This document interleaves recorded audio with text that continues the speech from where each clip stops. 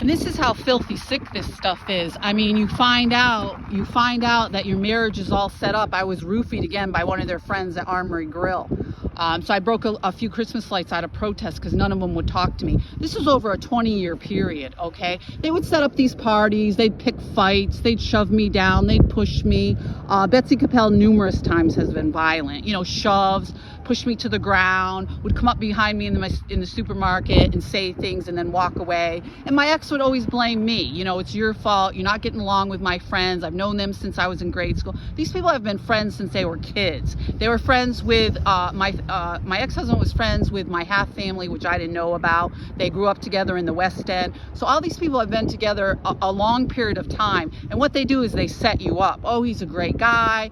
Oh, come to our house, come to parties. And they all knew this was set up. They all knew he was just going to use me. He was going to fraud me out of my money. I wasn't going to have any assets, and I was going to be put on the street and called a whore, a prostitute. Their extreme violence has only gotten worse as the years went by. As I went to try to talk to any of them because I was in shock, they had me arrested, or they threatened that I was crazy. I was making up they had me sexually assaulted. They had me beat up. They've stolen my stuff. They've had me evicted. I mean, it's just unconscionable what's going on around here. And at no time do they ever sit down and they talk to you about what's going on, because they're guilty. And it took me a while to figure it out because you know, I was in shock. I was thrown up on the street. I was thrown on the street. I didn't have nowhere to live. All my assets were taken. This was before the divorce even started. And they were making all these false allegations right from our city hall. This is going on right from our city hall. They were making threats. I was told I can't live on the south side. I can't get an apartment in Amsterdam. My mother was involved with my ex-husband. So this is the kind of trafficking that goes on. These are the kind of games that can play,